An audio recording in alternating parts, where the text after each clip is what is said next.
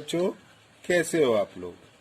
आज मैं class 7 math के इस वीडियो में समलंब की आकृति के बारे में बताऊंगा, क्योंकि पिछले वीडियो में मैंने चतुर्भुज के विशिष्ट प्रकार में समलंब की चर्चा नहीं की थी और आपके अभ्यास प्रश्नावली में समलंब चतुर्भुज है, इसलिए आज पहले मैं उसको बताऊंगा, फिर अभ्यास प्रश्नों की सवालों को सरल कराऊंगा। आइए देखते हैं। चलिए आइए समझते हैं समलंब, यानी कि ये आपका ट्रेपेजियम। अब ये होता क्या है, हम लिख सकते हैं ऐसे चतुर्भुज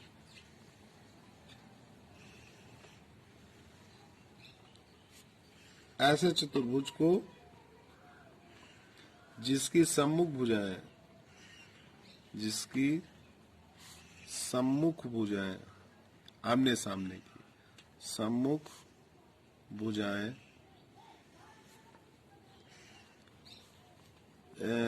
भुजाओं का युग्म लिख दें, भुजाओं का युग्म समांतर हो,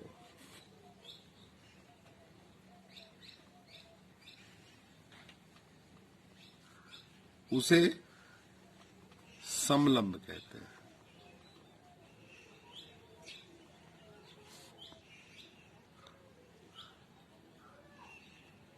उदाहरण जैसे हम ले लें, नदी हो गया, नहर हो गई, इनसे सब समलंब की आकृति की होती हैं। अब इसका चित्र बना लेते हैं। तो चित्र बनाएंगे, मान लीजिए एक समांतर हमने ये रेखा दिखा दिया, एक समांतर रेखा हमने ये दिखा दिया, इसको इससे मिला दें, इसको इससे मिला दें, तो ये आपका समांतर क्या हो जाएगा, समलंब हो जाएगा, ए बी सी डी। तो देखिए इसकी जो सम्मुख युग्म है, मतलब ए बी और सी डी, ये समांतर तो है लेकिन बराबर नहीं है। तो इसका मतलब हम ये कह सकते हैं कि समांतर रेखाएं बराबर नहीं होती हैं। मतलब हम ये कह सकते हैं कि जो इसमें दो सम्मुख भुजाएं समांतर होती हैं, यहां लिख सकते हैं इसमें दो सम्मुख भुजाएं समांतर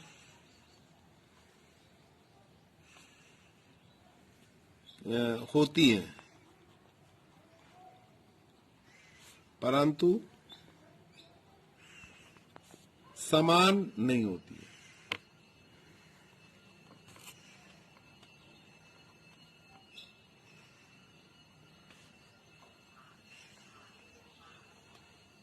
ये एक पॉइंट ये हो गया।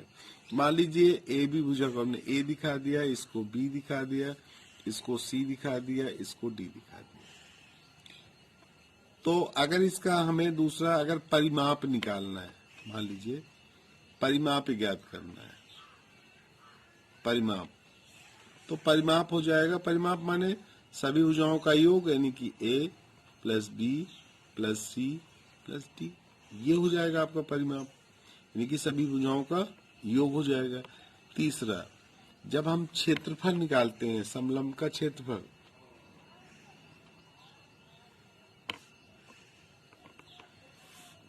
निकालेंगे, तो देखिए अब इस शीर्ष से हमने जो ए शीर्ष है, इस पर हमने जो आपकी डीसी है, इस पर हमने लंब डाल दिया, ये यहां से हमने लंब डाल दिया, और इससे भी ये लंब डाल देंगे। तो आपको ये मालूम है कि समांतर रेखाओं के बीच की दूरी हमेशा बराबर होती है। मान लीजिए हमने इसको लिख दिया ई, इसको लिख दिया ई एफ, तो हम ये लिख सकते हैं जो बीच की दूरी है, यानी कि ए ई, अगर ये एच है, ये हमने दिखा दिया, मान लीजिए ये एच है, तो ये भी एच होगी, क्योंकि समांतर रेखाओं के बीच की दूरी बराबर होती है। तो जब समलंब का क्षेत्रफल निकालते हैं तो लिखते हैं 1/2 गुणे दोनों समांतर भुजाओं का योग, दोनों समांतर भुजाओं का योग,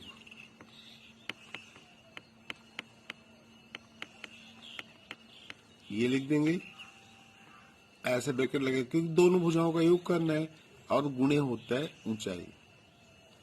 ये तो आपके जो 7th क्लास में दिया है, जो अभ्यास प्रश्नावली में, केवल यही है कि इन्होंने क्षेत्रफल पर आधारित सवालों को दिया है।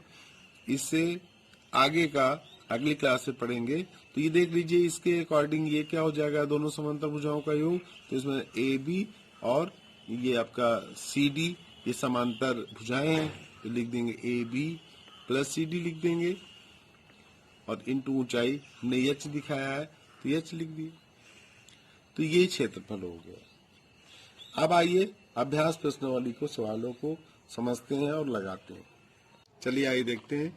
अभ्यास 10A आपको स्वयं लगानी है, क्योंकि इसमें भरना ही है जो मैंने आपको पढ़ाया था, समझाया है, उसी के अंतर्गत आप पूरी सवालें लगा लेंगी।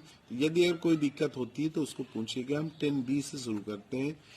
इसमें पहली सवाल है, किसी चतुर्भुज का एक कोण 60 अंश है, शेष जो तीन अंतःकोण समान है, मतलब जो तीनों अंतःकोण समान है, शेष प्रत्येक कोण की माप ज्ञात कीजिए। तो देखिए, एक की दिया है, तीन का आपको बताना है। तो अब इसने ये नहीं कहा कौन सा चतुर्भुज है, तो अब इसमें हम कोई भी ये बना दे रहे हैं, एक चतुर्भुज ये बना दिया हमने। अब मान लो इसमें हमने लिख दिया ए बी सी डी, एक कोण कोई भी दिखा दो। मान लो ये हमने 60 डिग्री दिखा दिया, इसी को हमने 60 डिग्री दिखा दिया, और बाकी सब समान है, तो इसको हमने एक्स लिख दिया, इसको एक्स लिख दिया, यहाँ एक एक्स लिख दिया। तो यहाँ लिखना पड़ेगा, माना तीनों समान कोणों का मान एक्स डिग्री मान लिया हमने ये। तो अब हमको मालूम है, यहां लिखेंगे चतुर्भुज के चारों अंतःकोणों का योगफल, ये लिख दिया हमने। कितना बताया था मैंने, 360 अंश। ये होता है चतुर्भुज के चारों अंतःकोणों का योगफल 360 अंश होता है। तो यहाँ पर अब दिखा दो, और कुछ नहीं करना है। अब एक्स प्लस एक्स 3 बार ये लिख देंगे, एक बार 60 लिख देंगे, ये हो जाएगा 360 डिग्री। अब इसको उधर ले जाएंगे तो ये एक्स 3x हो गया, और ये उधर ले जाएंगे तो ये हो जाएगा 360 माइनस 60, तो 3x 300, इसलिए यहाँ लिख देना है x इज इक्वल टू कितना हो जाएगा, भाग दोगे 3 से, ये 3 बटे में आ जाएगा, तो ये 100 डिग्री हो जाएगा।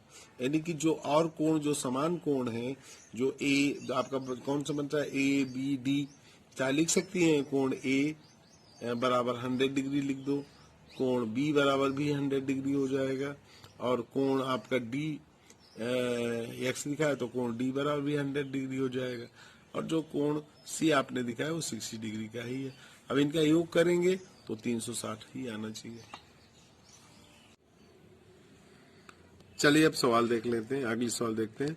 यदि किसी चतुर्भुज के दो अंतःकोण समपूरक है तो शेष दो कोणों का योग ज्ञात कीजिए। तो ये सवाल तो बहुत आसान है हल। अब देखिए, समपूरक का मतलब है दो कोणों का, किन्हीं दो कोणों का योग कितना है, 180 अंश। आप देखिए, इसमें लिख रहा है किन्हीं दो कोणों का, कोई ये नहीं कहा है। मान लीजिए ये आपका चतुर्भुज है, ए बी सी डी, ये हमने दिखा दिया। अब कह रहा है किन्हीं दो कोणों का कोण, किन्हीं दो अंतःकोणों का योगफल। तो मान लीजिए ये मान लिया हमने, और मान लीजिए ये मान लिया हमने। तो अब यहाँ लिखेंगे कोण ए धन कोण कौन सा हो जाएगा, सी, बराबर समपूरक मतलब 180 अंश का है, ये लिख दिया हमने।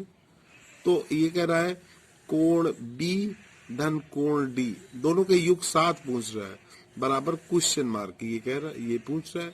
तो आपको मालूम है कि जो चारों अंतःकोण हैं उनका योग कितना होता है, यहाँ लिखेंगे हम जानते हैं, ऐसे लिख दीजिए।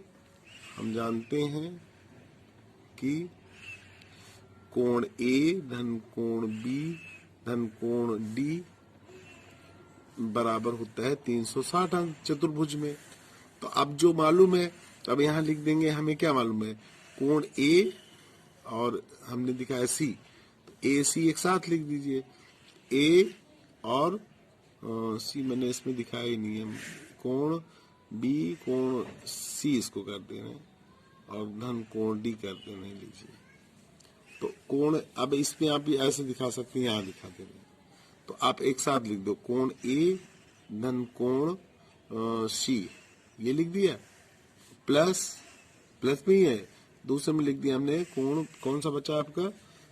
ए और सी लिख दिया, तो बी और आपका डी बचा, ये बराबर लिख देंगे 360 अंश। तो इसकी वैल्यू पता है हमें, यहाँ 180 डिग्री लिख दीजिएगा, प्लस कोण यहाँ लिख दीजिए बी धन कोण कितना है डी स्क्वायर टू 360 डिग्री। अब क्या करेंगे? इसी की वैल्यू पूछा है, तो यहाँ लिखेंगे बाइजर, यहाँ लिख देंगे कोण बी धन कोण D is equal to 360 minus 75 कर दिया 180, तो ये 180 डिग्री का ही हो जाएगा ये। तो ये तो आसान सी सवाल थी। अब अगली सवाल देखते हैं। इसकी सारी सवाल आसान है, क्योंकि अगर आपने ठीक प्रकार से पढ़ा है तो सारी सवाल आ जाएंगी। ये चतुर्भुज के अंतः कोणों का अनुपात, अब देखो इसमें अनुपात दिया 3:4, 4:5, 5:6 हो, तो प्रत्येक कोण का मान ज्ञात कीजिए। तो मैंने बताया था माना, हमेशा मान लेते हैं अनुपात वाली सवाल। माना पहला कोण, या ऐसे ही लिख दे रहे हैं, पहला कोण लिख दे रहे हैं, नाम नहीं दे रहे हैं, 3x लिख देंगे, ऐसे मान लेते हैं। हाँ, तो दूसरा कोण हो जाएगा, दूसरा कोण बराबर हमने लिख दिया 5x। तीसरा कोण लिख दिया हमने, तीसरा कोण बराबर हो जाएगा ये 4x, फिर 5x, और फिर आपका जो चौथा कोण है, चौथा कोण बराबर हो जाएगा 6x। अब यहाँ लिखेंगे कि चतुर्भुज के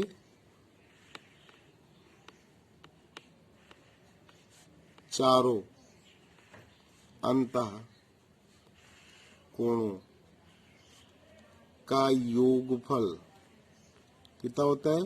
360 अंश लिख देंगे।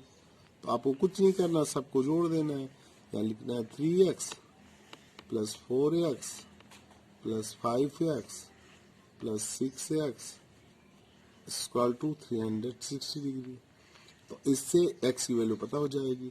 फिर सभी कोण निकाल लेंगे। देखो 6, 4, 10, 5, 3, 8, 18, 18x आ गया। तो यहाँ लिख सकते हैं, यहाँ लिख देना 18x equal two implies that कर दिया 360 डिग्री। इसलिए x is equal to 360 upon 80, ये 18 दोनों 36 होता है, 20 आ गया। तो x समान 20 आ गया। तो सभी मान निकाल लीजिए। अब यहाँ दर्शा देने, इधर कोण A बराबर, कोण B बराबर, कोण C बराबर, कोण D बराबर। तो A क्या है? 3x है पहला कोण, तो यहाँ लिख देंगे। अब हमने पहला कोण, आप A B C D नहीं दिखाया, तो पहला कोण दूसरा कोण ऐसे लिख सकते हैं। तो 3x, 3 गुणे x की जगह 20, तो 60 डिग्री हो गया। दूसरा कोण कितना था आपका? 4x, तो 4 इंटू 20, तो ये हो जाएगा 80 डिग्री। ये कितना था? ये 5 इंटू 20 हो जाएगा, तो 100 हो जाएगा। और इसके बाद है 6 इंटू 20 हो जाएगा, तो ये 120 हो जाएगा। तो देखो ये 180 हो गया और ये 180 हो गया, टोटल करेंगे 360 आ जाएगा। तो ये सवाल आपकी लग गई। सवाल और देख लेते हैं। यदि चतुर्भुज के 3 बाह्य कोण 80 डिग्री, 100 डिग्री, 120 डिग्री, ये इतने डिग्री के हैं, तो चौथे अंतः कोण का मान पूछ रहे हैं। ठीक है, तो ठीक है, हम बना लें, चतुर्भुज बना लेते हैं। लीजिए, अब जो कह रहा है वो कर देंगे। ये बना लिया हमने। तो इसको लाइन थोड़ा बड़ी बना दीजिएगा, ऐसे करके, ये क्योंकि अभी ये बाहरी कोण कह रहा है, ऐसे बना दिया। यहाँ लिख दिया A B C D, ये लिख दिया। अब देखो अब ये जो कोण कह रहा है, अर्थात हम दिखाएंगे इसको, कह रहा है कि जैसे ये कोण है, अब एक सरल रेखा पर बना कोण कितना होता है, अगर ये हम मान लेते हैं कोण, ये कोण आपका हो जाएगा 80 डिग्री कह रहा है, बाह्य कोण कह रहा है ना 80, तो इस कोण ये पूरा एक सरल रेखा बना, अगर इसको जोड़ देंगे यहाँ से यहाँ तक तो 180 हो जाएगा। तो अगर ये 80 हो गया और तो बचा कितना आपके पास 100, तो ये 100 हो जाएगा। इसी तरह अब इसमें ये हमें कोण मालूम है, ये कोण मालूम है, अगर मान लीजिए ये कोण, क्योंकि बाह्य कोण ही मालूम है तो 100 दिया है, तो अगर इसको इससे मिलाएंगे तो ये 80 डिग्री हो जाएगा। फिर 120 कह रहा है, तो अब इसमें दिखा दें हम, मान लो अब 120 मान लीजिए, ये दिखा दिया, ये है तो ये 120 है, क्योंकि ये पूरा सरल रेखा बन जाएगा तो 120 हो जाएगा, तो ये 60 डिग्री हो जाएगा। तो अब ये तीनों अंतर कोण मालूम हो तो चौथा तो निकाल ही सकते हैं, तो ये आपको निकाल लेना है। तो ये आपको यहाँ इस तरह दिखा के फिर निकालना है। तो यहाँ लिखेंगे जैसे हमने बना दिया, यहाँ लिखेंगे कोण ए के लिए ऐसे लिख दीजिए, अंतः कोण ऐसे लिख दीजिए, बराबर लिख दीजिएगा 180 माइनस 80, तो 100 डिग्री हो जाएगा। कोण बी है,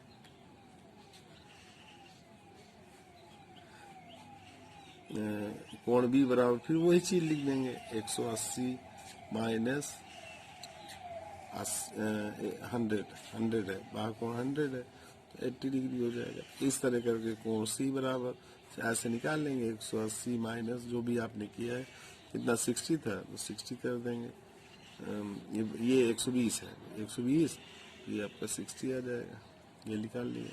तो यहाँ पे लिख दीजिए, अतः यहाँ लिखे कोण ए धन कोण बी धन कोण सी धन कोण डी बराबर 360 अंश। अब इसमें वैल्यू रख दीजिए, तो हमारा कितना है 100, 80, 60 और ये हमें नहीं मालूम है, मान लो ये, तो कोण डी बराबर अब क्या करोगे 360 माइनस, सबको जोड़ चाहे यहीं जोड़ लो, देखो ये 180 हो गया, ये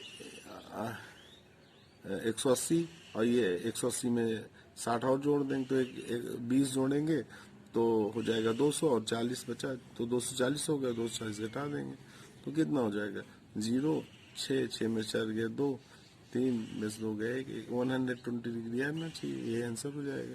तो इस तरह हम सवाल लगा सकते हैं। इस अभ्यास की पूरी सवालों को लगाइए, जो भी सवाल नहीं आती है उनको मेरे व्हाट्सएप नंबर पर भेजिए, मैं अगले वीडियो में उसे बताऊंगा। मेरे बच्चों आज के लिए सिर्फ इतना ही, अब अगले वीडियो में आगे का पढ़ाऊंगा।